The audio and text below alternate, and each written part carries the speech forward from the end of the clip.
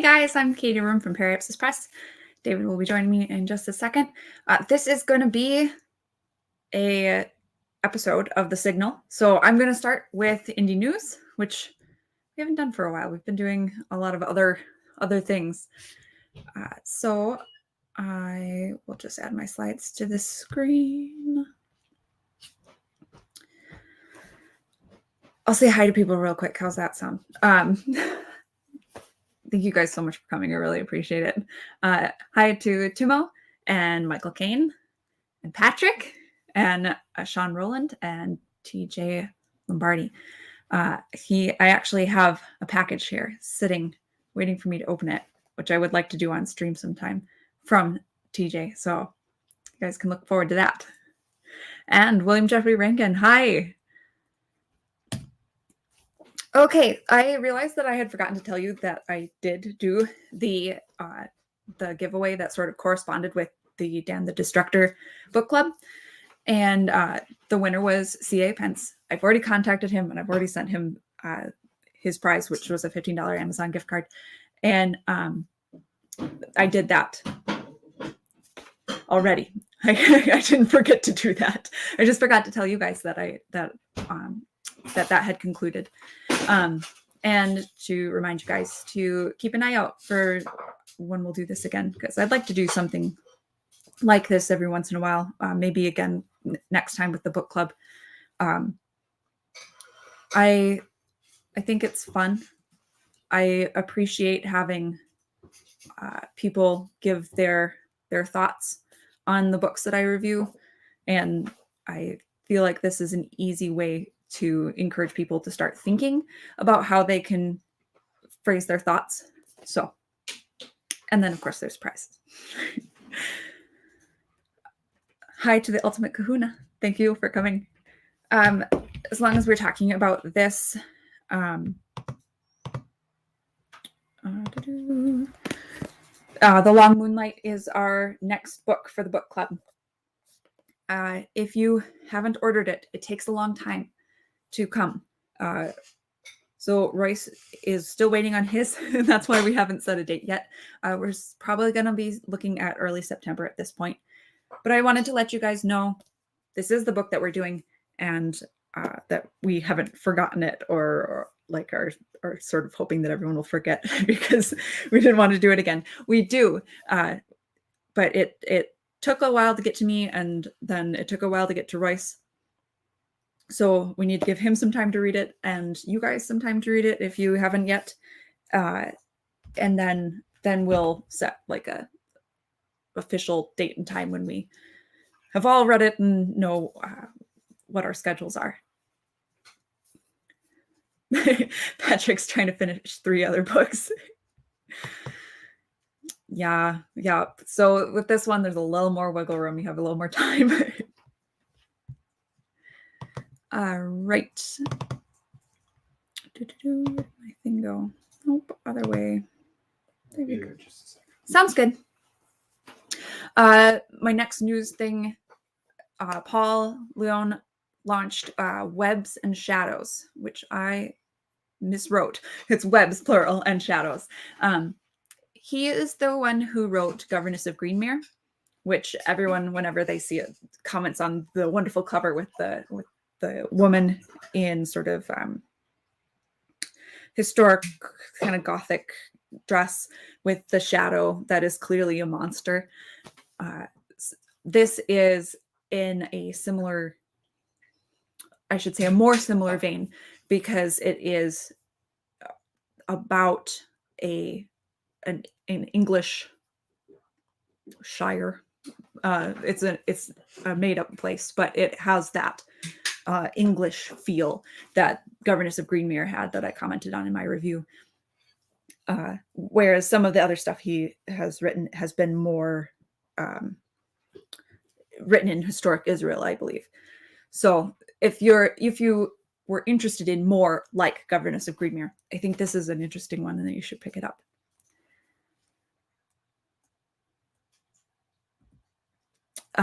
Funding on Indiegogo right now is the Swordbreaker Saga's conclusion. That's Kitsun Shea's cyberpunk and cultivation fantasy. I reviewed the very first book in the saga, and there are 3 out right now, and this campaign will fund the next 3. They're all written. He just needs to do covers and editing and things like that. I did an interview with him a couple days ago on this channel.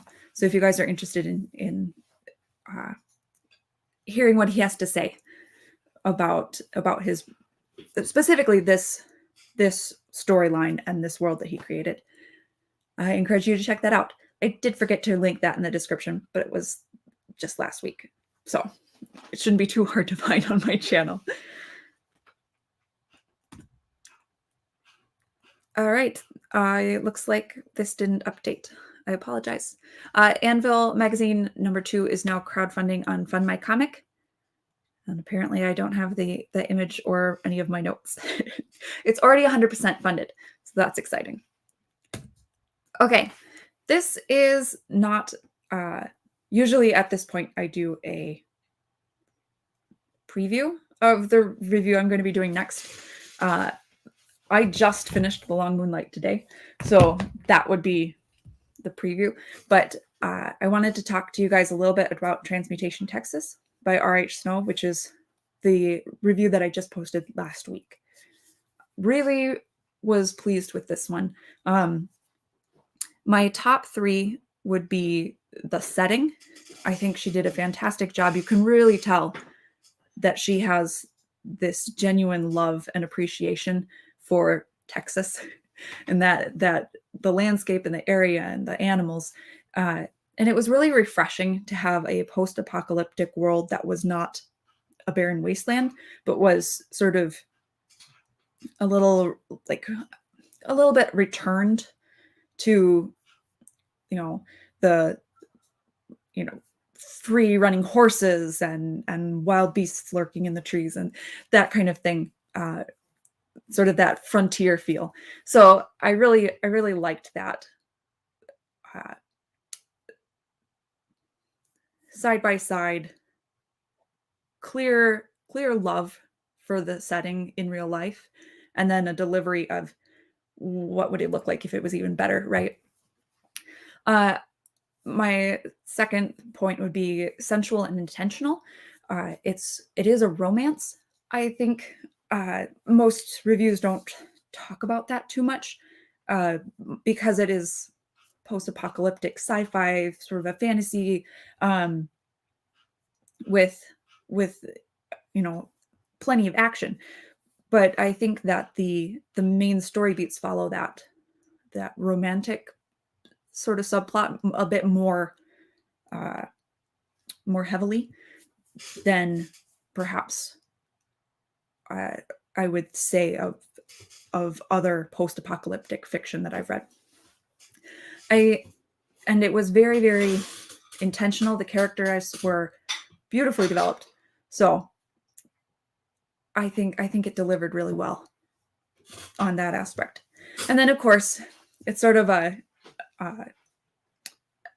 thematic trope of kind of post-apocalyptic fiction, which would be, what does it mean to be human? What makes us human? And I thought that her thematic conclusions, whether or not those were intentional, I try not to put words in the author's mouth, but what I was reading out of it, I thought was very interesting. I won't get into it right now because this is supposed to be mini, but you guys are welcome to read my full-length review. I did link that in the description. Patrick mentions Watcher of the Damned is only $1 on Kindle.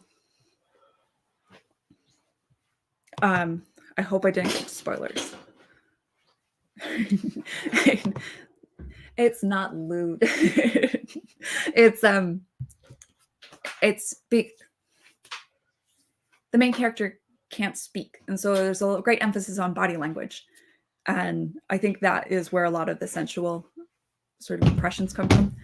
But you can tell that as an author, she's doing things very intentionally, and she's coming up from a worldview that these things matter, and I appreciate that. Okay.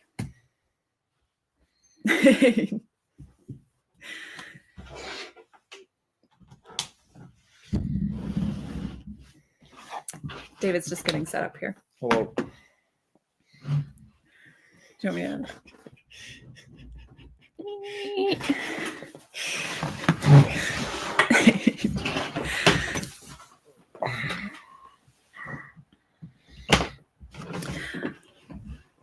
Okay.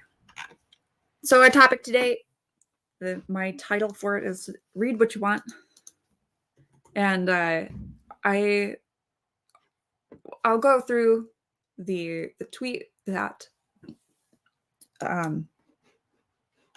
that I interacted with, my take on it, and then we can talk about some of the comments and our thoughts about it. I was really surprised by this one because I had kind of the opposite reaction that I typically have. Usually when I post something like this, a lot of people who are my mutuals will comment and agree with me, and some of you did. It's this time too. I'm not saying that nobody agreed with me, but I had quite a few mutuals who didn't, and I was surprised by that. And I thought that meant that it would probably make for a good discussion, a good one for us to go through and talk about why we think the way we do. Yeah. I think the main reason that people push back is because your opinion is kind of a reader opinion, and a lot of your mutuals are authors. Yeah. So but I think authors have to hear it too. So. Okay. So this is the original tweet. I'm not familiar with who she is, other than she seems to be an author and writing community rando. Writing, yep. The ultimate kahuna is encouraging people to like this video. I appreciate you. And thank you, Patrick. Hit like and subscribe and ring the bell for notifications.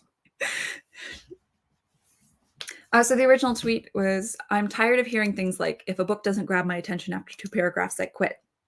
A book is meant to be discovered. There are 300 pages for a reason. If the author wanted to tell you everything under 10 sentences, they wouldn't have bothered drafting anything. I think there's nuance here to what she's trying to say. And part of it is that she's saying that, like, I'm tired of hearing things like. It makes it sound like the phrase that follows is probably an exaggeration of the position that she commonly interacts with. Wait. Why do you say that? Because I'm tired of hearing things like, if a book doesn't grab my attention after 2 paragraphs, I quit. It just sounds like an exaggeration to me. Is that not how you would read it? Mm-hmm. You would say that's exactly what she means? Yeah. Remember when we talked a couple of weeks ago, that one woman who was complaining about visibility was talking about how to a way that you could get better visibility onto indie books is to like make a list, and then instead of using the covers to choose which one you're going to read next, read the first page or 2 of each one. So I mean, that was a page, not just a paragraph. Sure. But I wouldn't say that that's like a very big exaggeration. And also, if you're an author, right? And I think what's going on is she's being a writing community, #writing community nonce. Mm-hmm. She's talking to authors.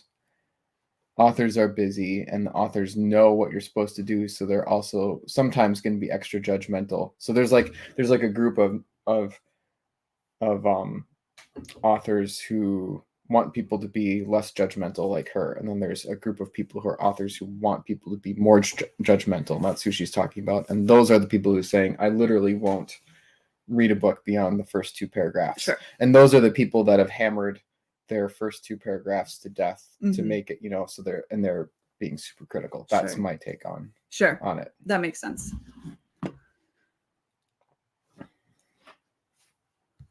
So, but yeah, I don't think it's really, I don't really think that's necessarily an exaggeration. Yeah, no, I don't either. Let me rephrase. I think that I thought that her original saying of it was an exaggeration, like trying to make a straw man argument of it. But I think there are people who actually do that. So maybe I'm just I'm reading her waffle words as exaggeration. Well, and Twitter is great, right? You always want to say something a little bit edgy. Yeah. Right. Yeah. But then again, as we've found out, a lot of people on Twitter actually have dumb opinions. They're not just edgifying them; they actually hold them. So, I tend to try to take people at what they say. Sure. I think that's probably the fairest thing to do. I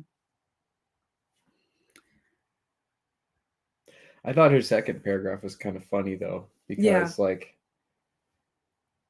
it's also sort of the classic engagement bait tweet, because it's half true, right? Yeah. A book is meant to be discovered, and there are 300 pages for a reason. But the fact that there are 300 pages for a reason doesn't mean that doesn't invalidate the point of wanting to quit if the first 2 paragraphs don't grab you. Right. Like the people who believe that it should be okay for you to quit, like the position that you're going to argue, it should be okay to quit after 2 paragraphs, don't believe that the author should be trying to tell you everything in those first 2 paragraphs. And she's kind of making this straw man. Yeah. William Jeffrey Rankin says those have to be some pretty awful paragraphs. I think the most generous way to read this is to assume that she's not talking about bad paragraphs, but she's doesn't grab my attention. She's saying that they're good paragraphs, but they're not. They're not. Like you just have to let it cook, so to speak. Right. And I think this kind of also is going to get into the conversation that we're having when we were talking about this in the car the other day. Is there's certain genres where maybe a slower start is okay, and she's kind of setting herself against advocates for other genres that don't want a slower start. Yeah. Right. That kind of thing. Hard to say though, but I agree with that take. Okay. So here's my 2-tweet response. I said, I value my time. If a book doesn't grab me, I'll not place myself under an obligation that will kill my desire to read and keep me from starting something better. And then I said that as a reviewer, I usually give a book through the first act. But this isn't high school. I'm not trapped reading boring books because the author has, quote unquote, something to say.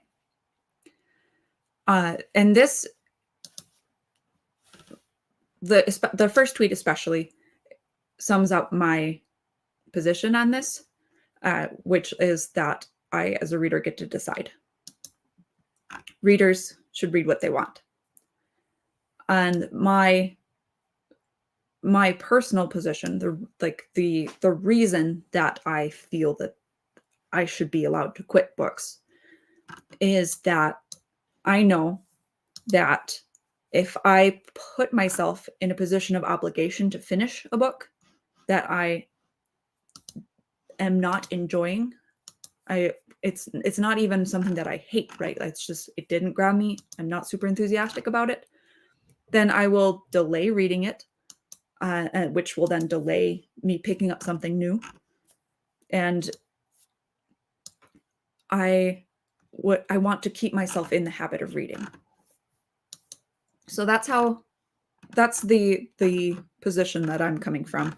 I think that stopping at an appropriate point, which is up to the reader, can help to protect the reader's enthusiasm.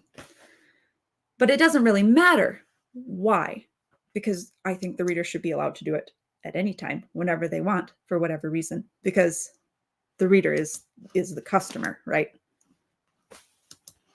Would you say that's fair? Yeah, absolutely. I hate this kind of we get to tell you what to do attitude.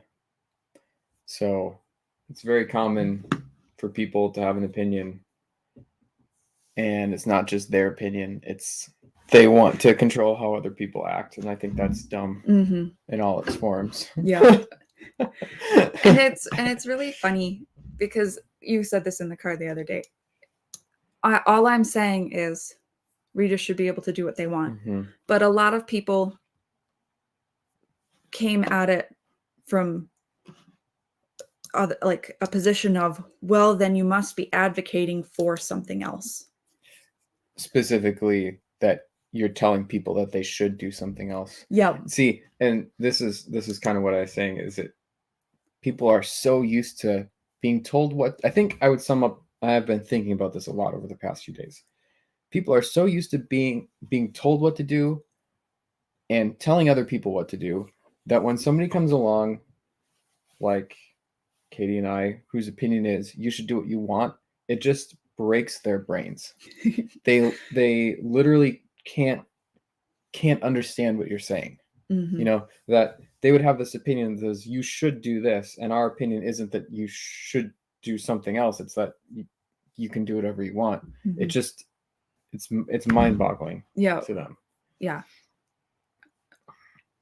My position is not that readers should have a rule where they read 2 paragraphs and then quit. That's not my position. Yeah, it's such an inane thing to even argue about. Yeah, but I think you're going to get into some of the responses here. Yeah, right? I won't get into that so much. Oh, okay. Well, you can talk about it. Yeah. You don't have to pick on individual people. Right, but the reason that we're talking about this is because there was an interesting reaction. Right. The sentiment itself is not anything worth talking a lot about. Right.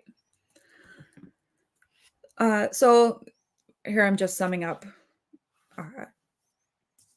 Readers should read what they want and should stop reading when they want and should enjoy reading. And they're not under any obligation to the book or the author. They're the customer.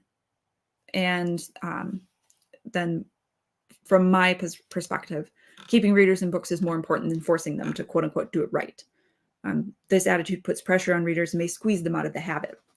And David made a good point, right? When we were talking about this earlier. We need to just start recording our conversations. Just press record whenever we go into the car. There's a lot of profanity from me, but other than that, I think it was a pretty good conversation.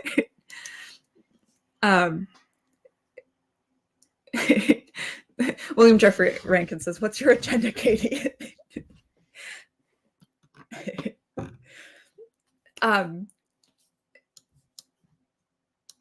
David was saying that if someone is going to be pressured out of reading by tweets on the internet, that's their own fault, right? Yeah, that's my position on this. Is I don't, And my response is that I think this kind of attitude is not in itself the whole of the problem, right? Because it is repeating the things you experience in school. You should finish a book. Books should have something to say. You should, dutifully complete the book. Those kinds of sentiments that you're sort of raised under. I think that a lot of readers may not realize that that they have they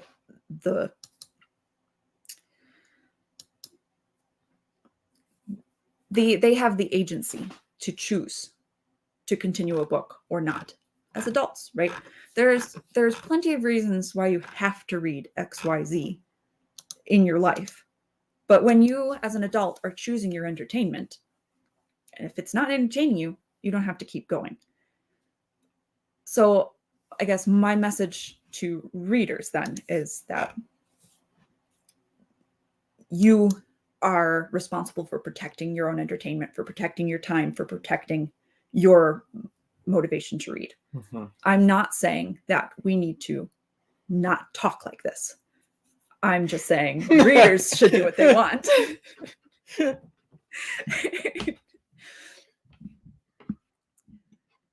So what you're saying is people shouldn't tell readers that they should let it cook.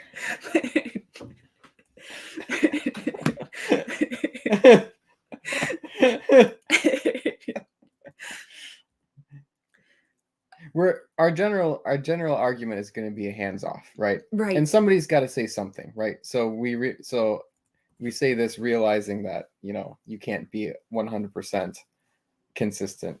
You know, you can't both advocate for people doing what they want and tell and make some suggestions about what people should do. Right. But generally, we're advocating for people to do what they want, and that requires saying that people should do what they want. Yeah.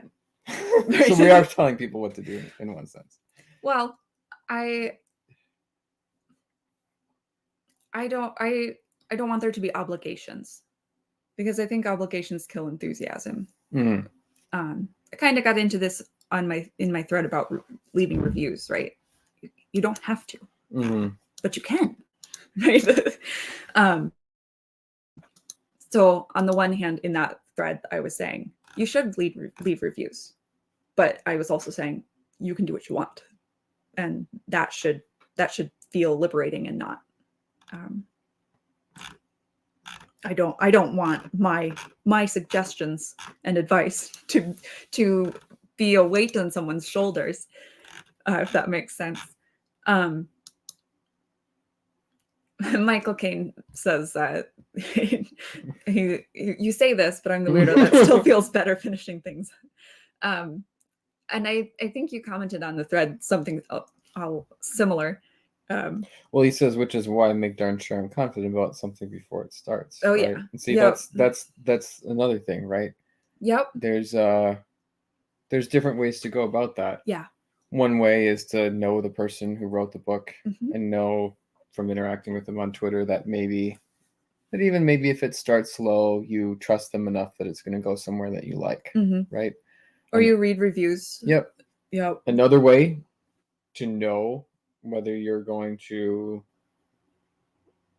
want to finish something is to read the first chapter of it and then quit after the first chapter, mm-hmm. right? So these are all valid ways to interact with something. Mm-hmm. And I think my guess is what that writing community person who tweeted this out was, she wasn't, you know, I don't think she was exaggerating when she was talking about this opinion of like 2 paragraphs. Sure. But my guess is that she was advocating for reading a good fraction of the book before giving up. Mm-hmm. And that's what that other person that you're interacting with was saying too. It wasn't like he was saying, oh no, I mean, quit after a chapter. Yeah. He was saying, give it a good fraction of the book mm-hmm. before you make a decision whether to finish. Yep. And one of the great things, I'm just going to go for it. A little white pill here, is people always complain about how terrible Amazon is. Well, one of the great things about Amazon is that they give you, I think, 5% of a book to read. Something like that. And the preview, some significant fraction. So you can actually read a significant fraction of the book before you even buy it. Mm-hmm. And I think that's good. I think people shouldn't buy books that they aren't going to read. Mm-hmm. I don't think that helps the algorithm for people. So if you're one of these people who wants to read a small amount or large amount of book before you decide that you want to read it, take advantage of that and use that feature of Amazon. It's a good thing for everyone. Mm-hmm. So I just pulled a couple of comments and her responses to them, just to give kind of an interesting picture, I think, of the perspective that she's coming from. This first comment is basically saying readers have no obligation to read your book. And her response is, a book didn't grab your attention? Cool. Toss it, sell it, gift it. But if you expect every book to hook you within 2 paragraphs or 1 page and deem a book to be bad because it didn't, then frankly, take your "the client is always right" philosophy somewhere else. I think that is interesting, that she went from grab you to the book being bad. Yeah, that's another. Yeah. I mean, nobody ever said me deciding to not finish reading a book is the judgment that it's a bad book. Right. That's also kind of small-minded thinking, in my opinion. And kind of, I feel like her attitude here is a bit aggressive, a bit. I mean, yeah, I guess if they're not finishing her book, they're not her readers, but still, it's just,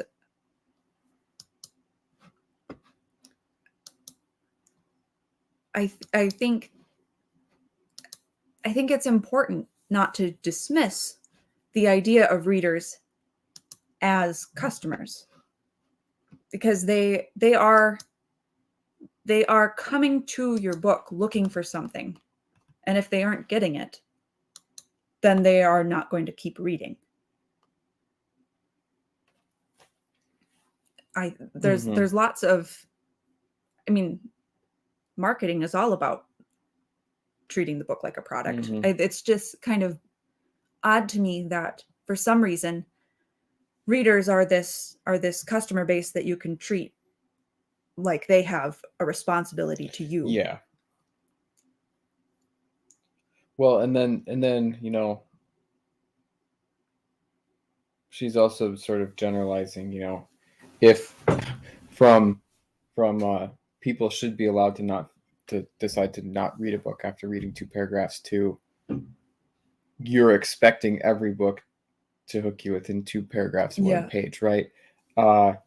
Maybe some books you don't like the first couple paragraphs, but you keep reading. Maybe some books you don't like the first couple paragraphs and then stop. Right? It doesn't, there's no, just because you do one doesn't mean that that's how you treat everything, and you don't have to. Right. You don't have to treat it that way.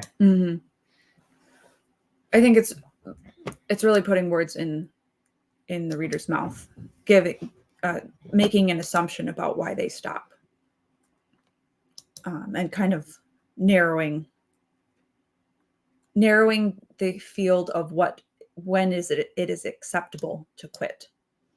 If it's bad, that's one thing, but not everything that's good is going to hook you, so you shouldn't stop at 2 paragraphs. Another one, I thought this was like a hard truth, which is how he says it. The hardest truth about writing is discovering that something that may be super important to you is not necessarily important to anyone else. People put so much of themselves into their work that a rejection of their work can feel like a rejection of them. And she says that asking for any less formulaic behavior isn't entitlement or post-rejection anger. She's just spewing word salad at this point. Right. Like, what does that even mean? It's like, you shouldn't quit at 2 paragraphs like a machine or something. And that's, if you're reading the Amazon preview and you read to 5% and then you can't read anymore and you decide not, like, that would be. She's saying that asking, so my understanding of what she's saying in this sentence is basically asking for people to read more than they want to isn't entitlement or rejection anger. Right. And I mean, that's kind of true, right? I mean, just because you feel that way doesn't mean that you necessarily are entitled or have post-rejection anger. But I think that is a reason that Katie and I are suspecting that writers are having this knee-jerk, readers need to give my book time to cook reaction. Yeah. And part of the reason is I've been there, right? You know, like, I've written books. I think everybody hopes their book does better than it does in terms of getting a nice reaction from readers and lots of read through. I've seen a lot of people start my book on Kindle Unlimited and not finish it. But, you know, just because it's an important thing to me doesn't mean that it's going to grab everybody. And that's okay. Anyway, I thought this comment of hers was interesting in light of this comment. So this person talks about publishing houses, and she replies with, I think it should be 1 to 5 chapters or the first chapter of every act. Publishing houses that tell us to hook 60% of their readership with a couple paragraphs are basically asking you to shock people from the first page so they can make a TikTok out of it. Her mentioning of publishing houses makes me think that maybe this does have to do with rejection a little bit. I think that part of the problem here is publishing houses, because we know that they have trouble understanding what readers want too. But from my experience with indie stuff, I can say that a lot. Oh, so she does actually define what she does think. She did. Yep. Yeah. I had to search for it and it was buried, but I found it. Yep. It's funny. She's flipping out about people quitting in the first 2 paragraphs, but thinks quitting after the first chapter is okay. Yeah. Yeah. I'd be interested to hear what you guys think is the appropriate time. Like how much you give a book before you, like, how much do you force yourself to give a book right before you say I'm out? But I think about this kind of stuff. I was telling David, I know pretty specifically what I'm looking for because I'm a reviewer, because I'm an editor, because I wanted to be an agent when I was in college, right? And I'm not looking for shock value or something radical to happen in the first 2 paragraphs, the first chapter, the first 5 chapters. And what I'm looking for is for the story to prompt reader questions that I then want to continue reading to answer. So what happens next is an obvious one. But things like who is this character, who is responsible for this, or how or why, for like setting, especially in sci-fi fantasy, setting can be a huge hook because it's part of why readers go to sci-fi and fantasy. They want to experience that wondrous and strange and different world. So how does that work? Why did that happen? Well, what's around the next bend? That kind of stuff. I don't need it to be dramatic, but I do need it to grab me, if that makes sense. I don't need to be shocked. I'm never going to make a TikTok ever. I should probably not say never ever. I'm not likely to.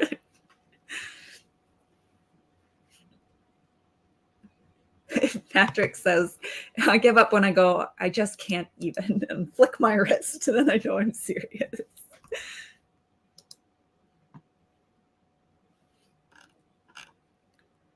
All right.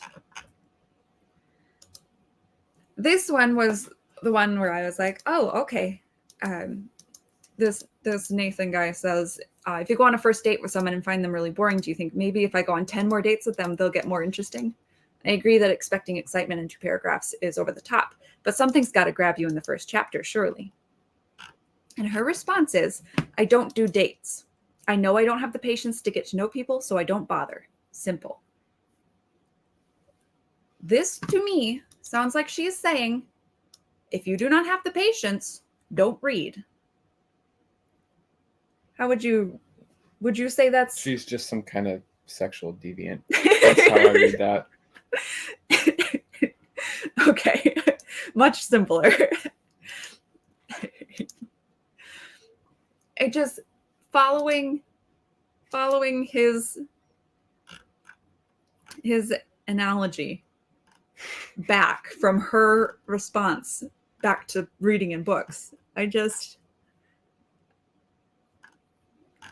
But it's not something that I didn't encounter elsewhere in the comments as I was looking through them. People seem to think that readers are treating books wrong. They are treating them like other cheap entertainment, like TV or comics. Too bad. That's what they're going to be compared to now, right? Get over it.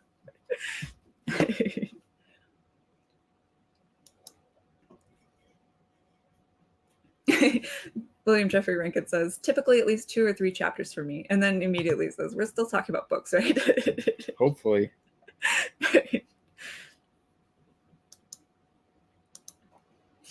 Okay.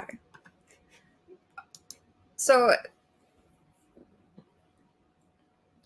those are some of the things that she said. I feel like my goal by showing you guys these is to kind of expand upon the sort of condescending attitude that comes along with this kind of statement of what readers should do, and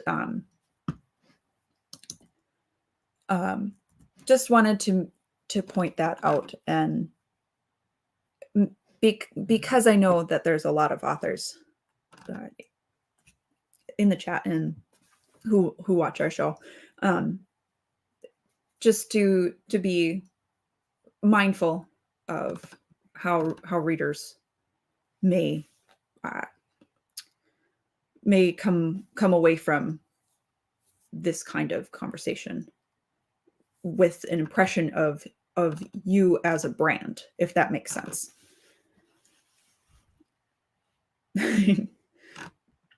B.A. Turner says she's baiting people constantly. I didn't bother to look into whether or not she's baiting as a troll or genuinely, so I won't comment on that. TJ Lombardi says, wait, we're able to date people as authors. Timo says, an author's only dating app when. Oh my gosh. You guys. The levels of cringe. So now I'm going to pivot into some of the conversations that I had. And these are with people who are my mutuals. I'm not trying to rake them over the coals or say that they're bad people or lecture them or anything like that. I don't. That's not my intention. I just would like to take the opportunity to expand on my position, like by sharing this with you guys. So Patrick Lay presents commented,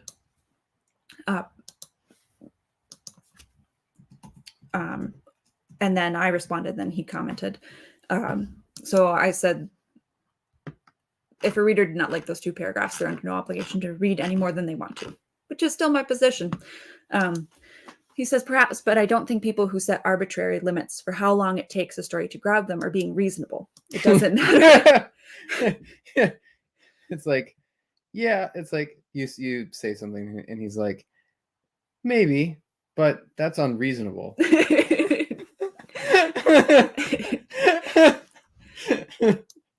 It doesn't matter if it's paragraphs, pages, or chapter. It's still an arbitrary formula that prioritizes starts over finishes. So there's that formula word again. And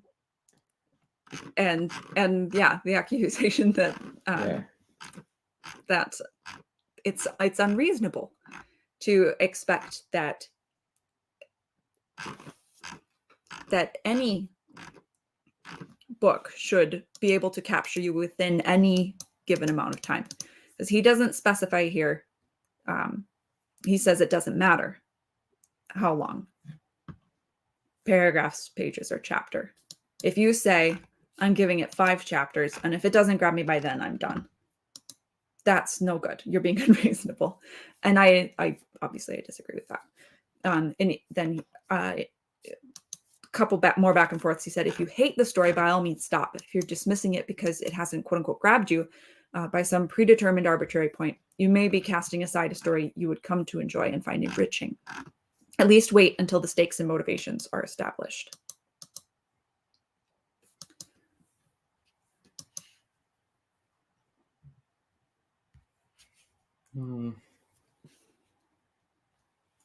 Did you have something you wanted to say? Yeah.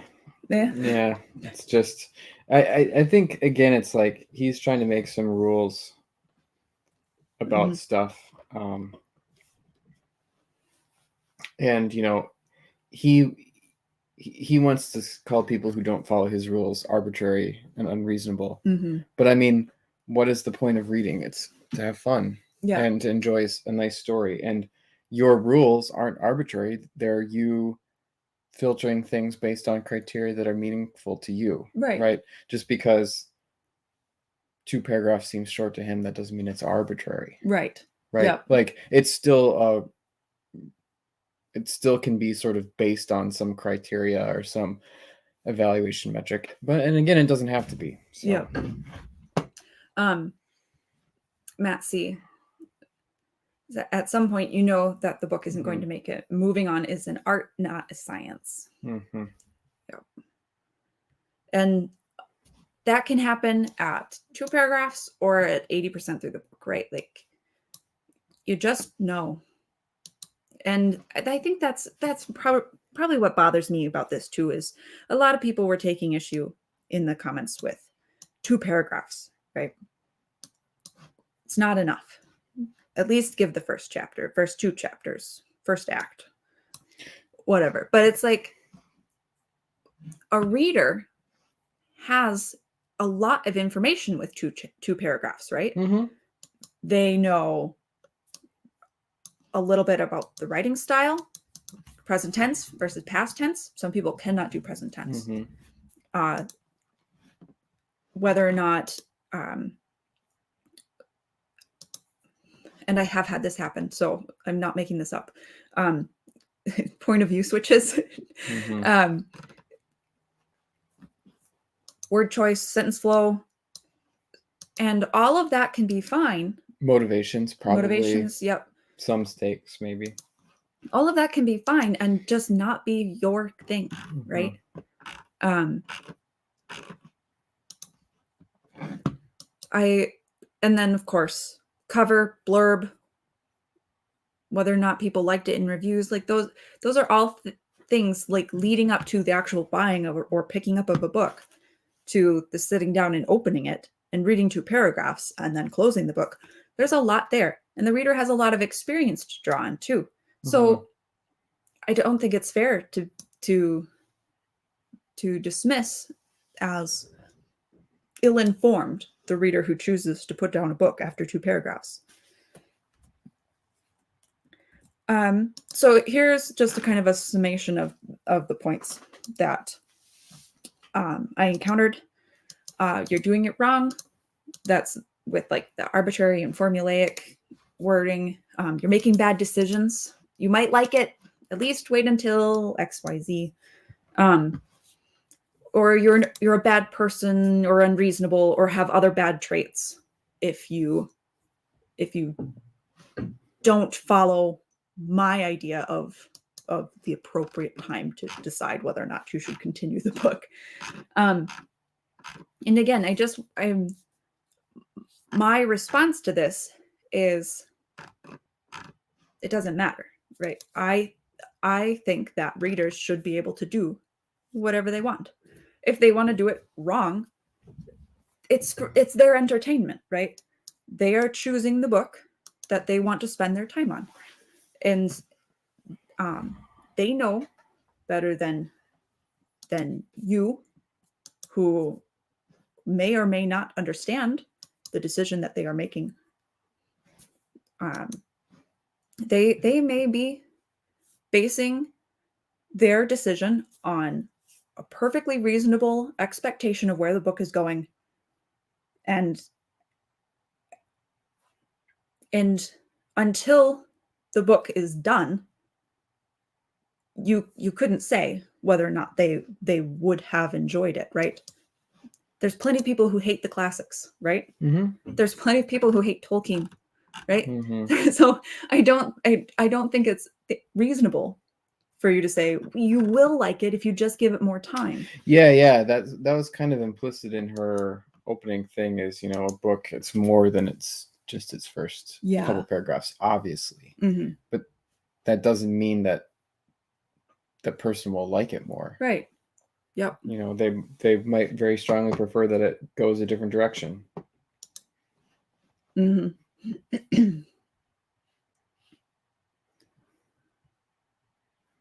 The chat is having some great reactions to some of what you're saying. And Doug Wise has a really interesting comment about genre and where stuff. So he says that you ought to give it a longer look than you do case would be a lot stronger for our genres if there wasn't so much standardization in plot or characterization. Mm-hmm. I'd take more time with indies. That's another really good point. True. You know, maybe you said this already, but I'm very rarely really surprised by something. Yeah. I haven't read a ton of indie books, but nothing has really made me go, whoa, that really went in a different direction than I was expecting. Mm-hmm. And I think that also comes with people generally being competent about how they promote things. You know, you don't have a lot of bait and switch things. People are generally pretty good at conveying what elements you're going to find in a book, in the blurbs and how they promote stuff. Yeah. So, but yeah, I agree with that sentiment. I mean, you know, if you the chat's going crazy. If yeah,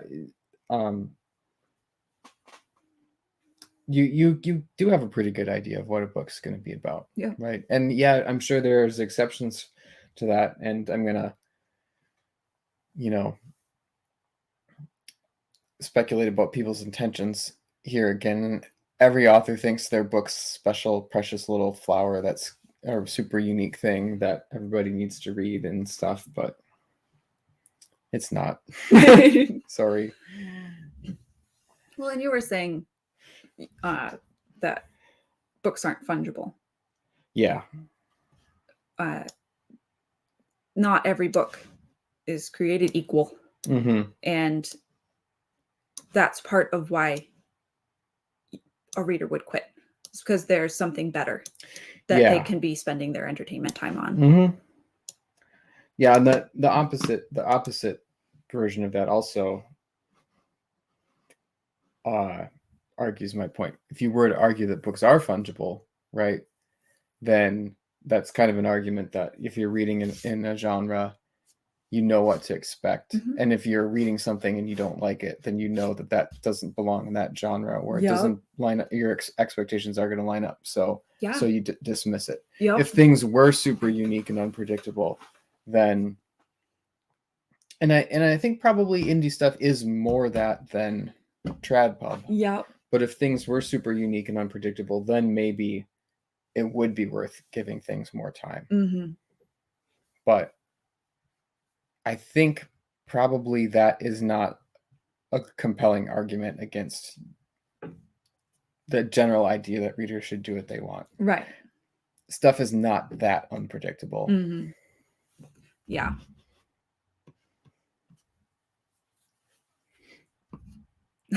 Fiona Wolf says that there are certain kinds of themes, storylines, and character types that none can force me through. Yup. And sometimes in the first 2 paragraphs. Mm-hmm. I have definitely YA female characters especially. You open it up and the first 2 paragraphs, you're like, I am going to hate this person for the rest of my life. And then you choose not to spend any more time with them. The character, I mean, not necessarily the author. Mm-hmm. It's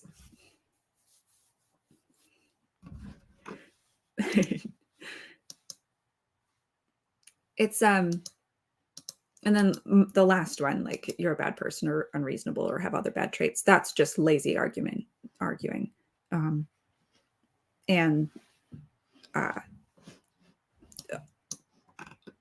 Do people have an instant gratification mentality or shorter attention spans now than they used to, or whatever? It doesn't really matter.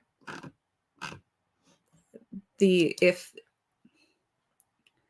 making people have longer attention spans would automatically mean that they read longer in a book that they didn't really like, I find that hard to believe. Yeah, this just goes back to, some people think that the way to fix things is like we're going to change people's behavior en masse. I think Katie and I's approach is, people are going to do what they're going to do. We want to find the people who are out there who see things the way we do. Yeah. And make sure that they're hearing the relevant stuff, right? The responsibility is on us to sort of find those people and communicate to them. We're not trying to bring about the indie revolution by some mass behavior change. Yeah. Yeah.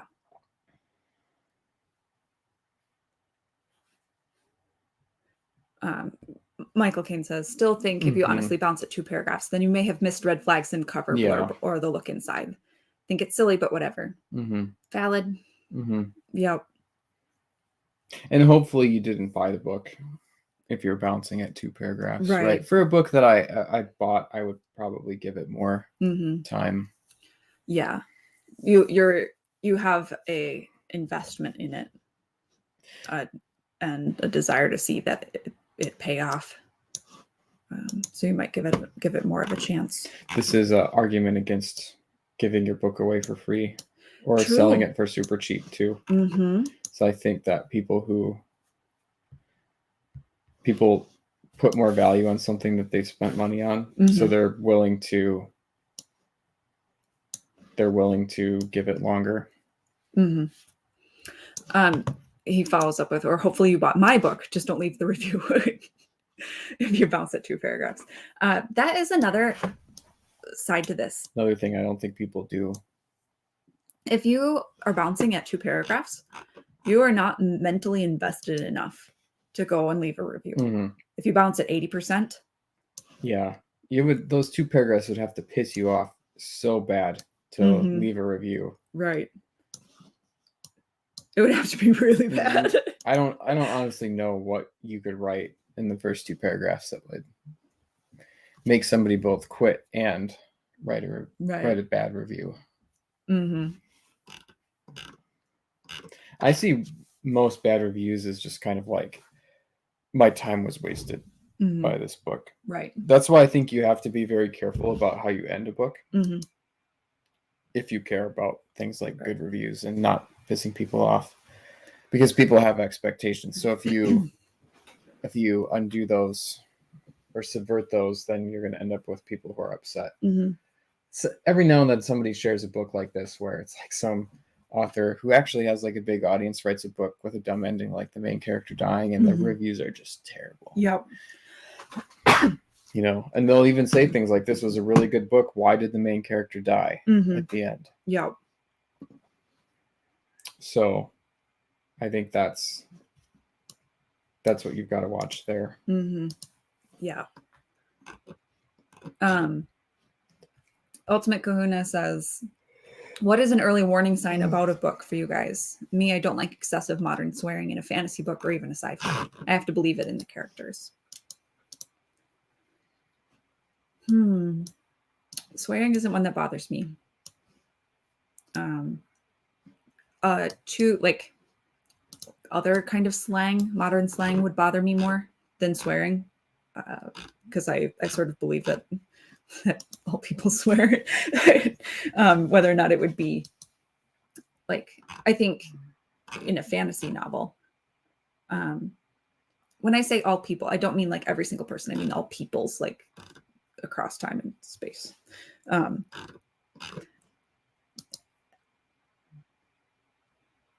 Yeah, something more anachronistic would bother me a bit more. So too casual or rude. But as far as like dropping a book, an early warning sign, or like not even picking it up, recently, stuff about strong female characters, I tend to go, I don't know if that's going to be for me, because I think that a lot of modern sensibilities of what strength is confused. Actually, I was thinking about this with the Lois Lane side by side with the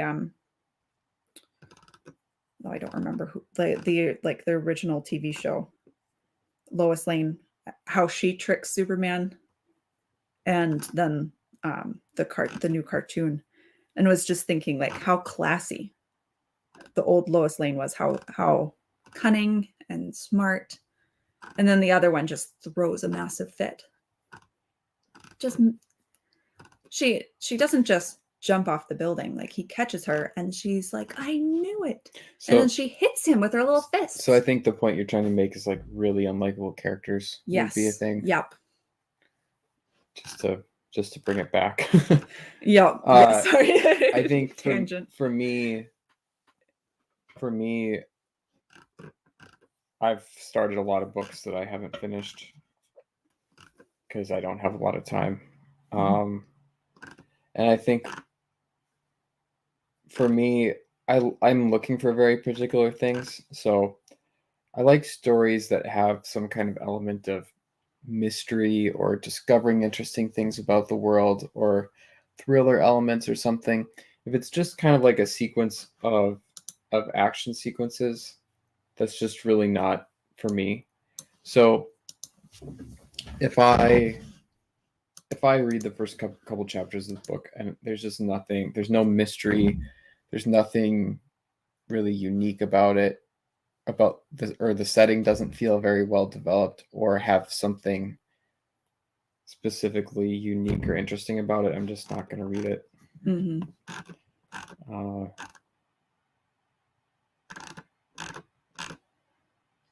I'm looking for sort of unique things, unique ideas.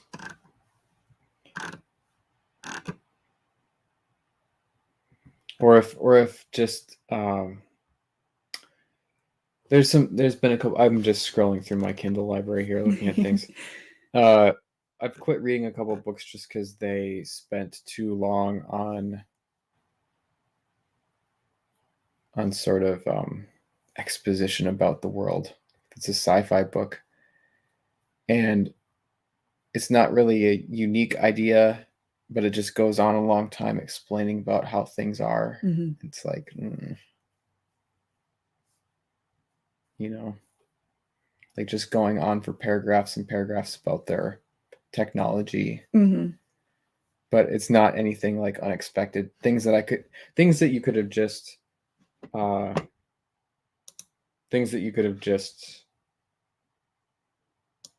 could have inferred from details.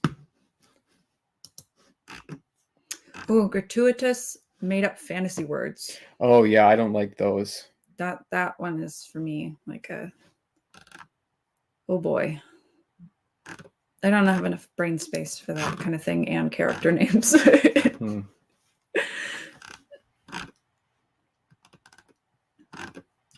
Patrick brings up the chosen one trope. Specifically when he doesn't know why a prophecy is being listened to. Fiona Wolf, of course, Grim Derp.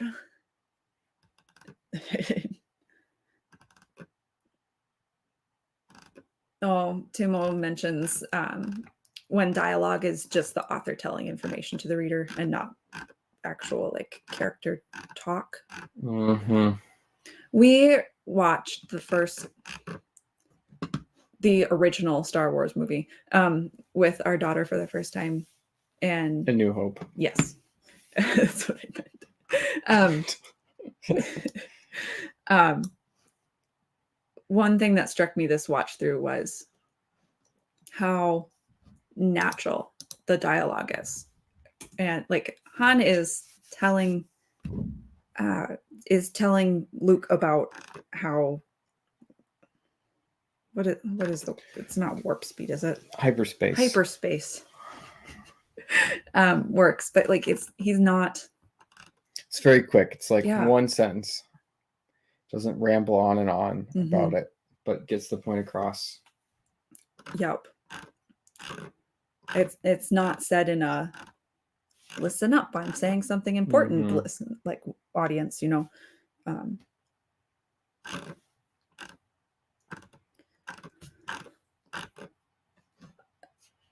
And then, okay, the last thing I'm going to talk about is this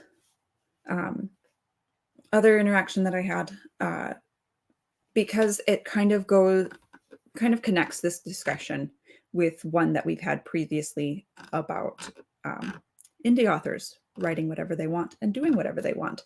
And this was that your position is actually ruining it for everybody else. And I don't think that this individual would go that far and say that.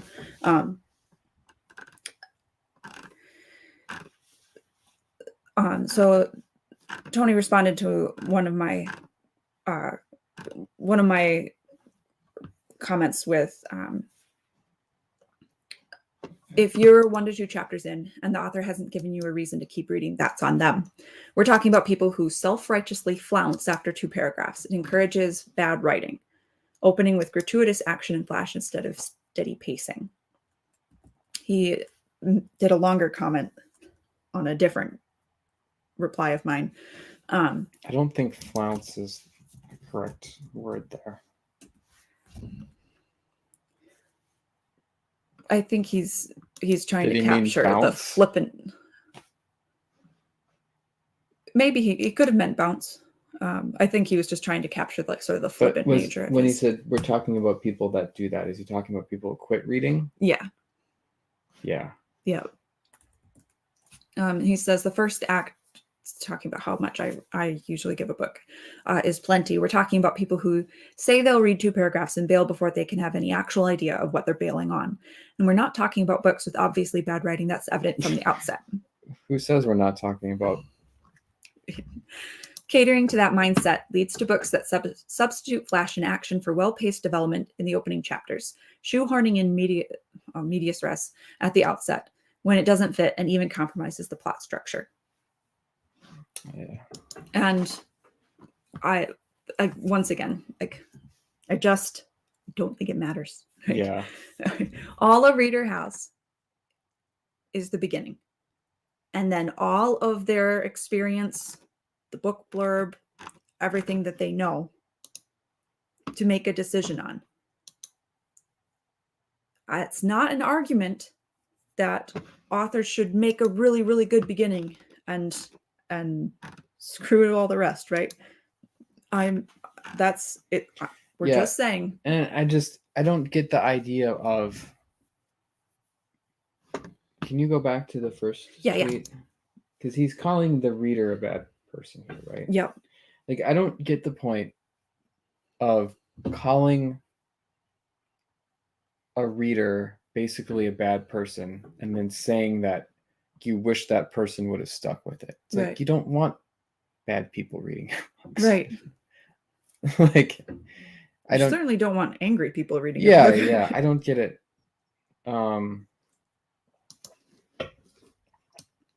You know, what you want is you want to find the readers who gel with your book. Yeah. That's not going to be everybody. Yep. And if somebody doesn't want to read your book after the first 2 chapters, or let them move on. Yep. Yeah.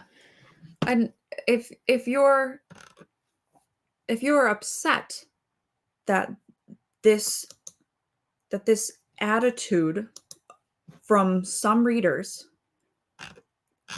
is making the art as a whole bad or corroding the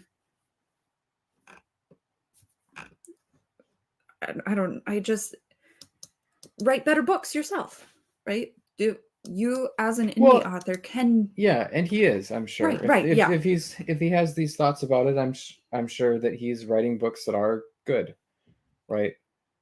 But you don't need to call the reader names when they don't like your book. You just let them move on. Yep. But like his points are about how it corrodes the art of writing, right? And see, that's also a stretch, because he's assuming then that this group of bad person readers has enough sway that people are actually changing how they're writing in order to appeal to them. Yeah. Which I don't know if there's really evidence for. Right. Number one. And number two, if people are doing that successfully, I don't see why it affects the art in general or him or anything. Right. Okay. So, and people do this all the time. I'm not saying that this is what he's saying, but people like to hate on Kindle Unlimited readers. Like all this Kindle Unlimited, whatever flavor of the day they don't like, whether it's, cat girl romance or lit RPG or whatever. Just let that stuff exist, right? It's like, oh no, so there's this giant group of people who reads that stuff and enjoys that, and that's hurting you somehow. Right. Just get over yourself. He has a much, much longer single tweet on the original thread, not on mine. These are the 2 that he interacted with me on. It's one of those blue check, you can write as much as you want ones. Like you click read more and you're like, oh, this is a book. You can write as much as you want, but people aren't going to read it. Having a blue check myself, I still prefer short, sweet, condensed individual thoughts. Let's tell people what to do here for a second. Don't do this on Twitter. Stay within the character limit. Yep. Okay, how many times have I hit read more, thinking it's just going to be like a sentence, but it's actually like several scrolls worth of paragraphs.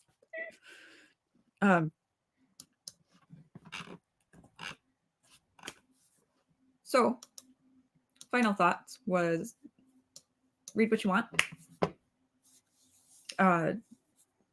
Like we've talked before about reading the kind of books that you like and not feeling like you have to check so many classics or read within a canon. Put that one up. It's a great comment. Yeah. Flounced is exactly how I would characterize my behavior. Yeah, and flounce doesn't mean bounced. It means flouncing means to it's like if you have a big floofy dress. Flounce is to go or move in an exaggeratedly impatient or angry manner. Yeah. Like typically like flounced out. Yes. Is what you would say. But that it doesn't mean leaving. It means like exaggeratedly leaving. Yes. Yes. Like if you had a big poofy dress. Yeah. It's like you flounce out, but it's like the same thing as like saying you ran out or you jumped out. It doesn't mean leaving or stopping in and of itself. No, it's like doing it dramatically. Yeah. And I will always have it like a very feminine feel to it. Yeah.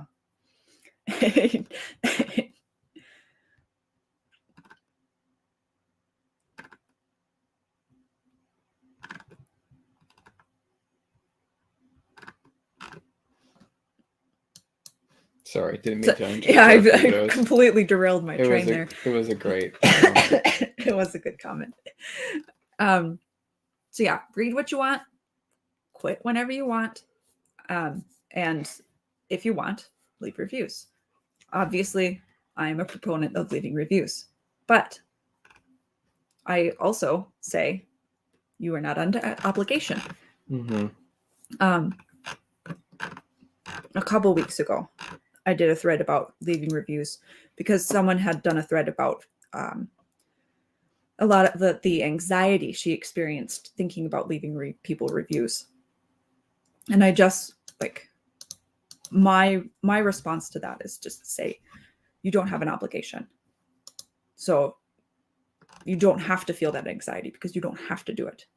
You can do it. And I think it's a good thing to do. But you do not owe anyone anything.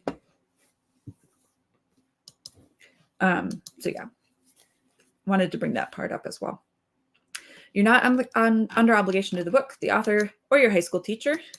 So protect your desire to read by doing the things that you know will help you to feel like you want to continue reading because it's fun and worthwhile, which I think all readers agree on. So if you're not like me and you feel like reading a book that is not super engaging doesn't kill your desire to read, bully for you, I guess, right? Like that's and do whatever you want. Right. Like the point isn't saying you should bop out of books fast. Right. Do what you need to do. You're not under obligation to read them. Right. If you want to read them anyway, there's probably some sense in which you do enjoy reading books that on some other level that you don't like, and that's fine. Yep. Weirdo. Protect your time. So if you as the reader, you get to decide. It's your criteria. If you feel like you don't want to be reading this book, you want to be reading this book, pick up that book. Come back to the other one later if you want. And then enjoy your entertainment, right? Because you are the reader. And so you should enjoy what you read. Or torture yourself with stuff you hate. You do you. Read what you want. 80 minutes later, this is the conclusion that we come to. What is the world coming to?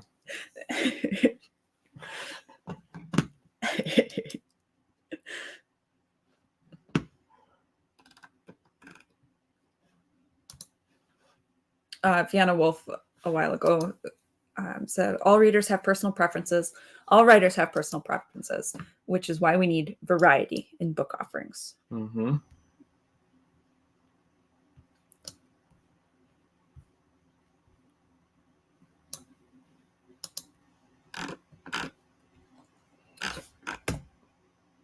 All right, that's all I had. All right. Here's me telling you guys what to do. Help support indies. Try indie alternatives to mainstream media. Leave reviews. Comment below. Let me know, how long do you read? And tell me about all the ways that I'm wrong.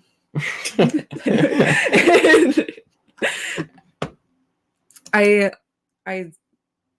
seriously have a lot of frustration with people who try and tell other people what to do in a way that is like placing an obligation on them. I just want readers to read books that they enjoy and not to feel like they have to jump through hoops to please, like their high school teacher, right? Like somebody that they aren't even in. Or to please the pulp rev people. Yeah. Or the whatever group you're in on Twitter that has opinions about indie books. Yeah. Right. Read stuff that you enjoy. And just because Katie likes it doesn't mean that you have to like it. Just because somebody on Twitter said you should like this doesn't mean you have to like it. You find the stuff that you like. It's out there. Mm-hmm. Yep. The stuff that I like, I put on periapsispress.com.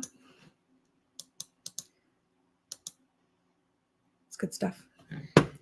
All right. I thought of a good segue to that, or a thing to add to that. Like I do long form reviews on my website so that you can add to the data you have about whether or not you think a book is going to work for you. If you want. If you trust my opinion, you can just scroll through the book covers and not have any spoilers whatsoever too. But I try to provide more information so that if you want more assurance.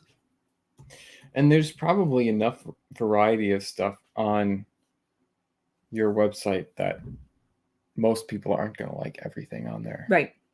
There's definitely some stuff on there that you like more than others, and there's genres that you prefer. Yep. So it's not like everything is equal, and it's not your job to stack things up against each other or rank things or whatever. But find what you like. It's out there, right? I guarantee there's something out there for everyone. Yeah. Especially with indie stuff these days. And the great thing about Amazon is you can try a lot of stuff. The great thing about the current scene is you can follow authors on Twitter and kind of get their opinions about things. Find out if there's somebody that you like as a person before you read their book, if that's important to you. Yeah. All this stuff. It's all data. Like Katie was saying, it's all data that you can use to make a decision. All right. Thank you guys so much for coming. I really appreciated reading guys' comments and in the chat. And we are still building Legos occasionally. So we'll probably do that sometime soon. Like I said, book club book. If you guys are interested in joining my Gilded for like a text channel for this before the live book discussion, let me know. I'll send you a link. Oh, I also had this next to me to show you guys. But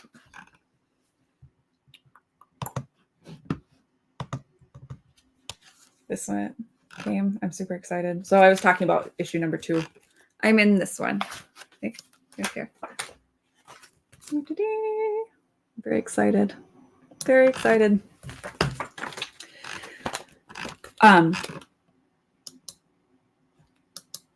If you didn't manage to grab this, there will be more opportunities. I believe with issue number 2, there's opportunity to get the first issue as well.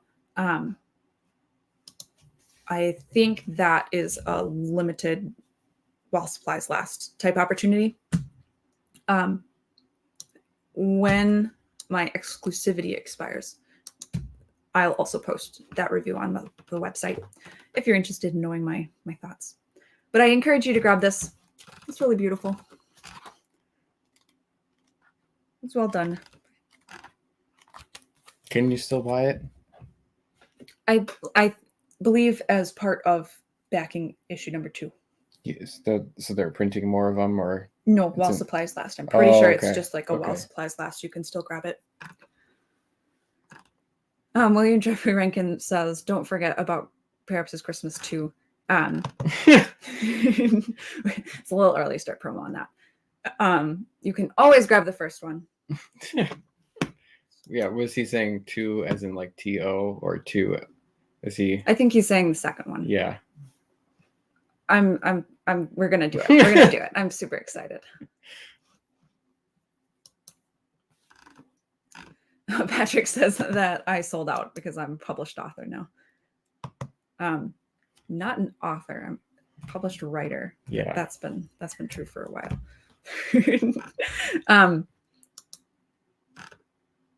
All right.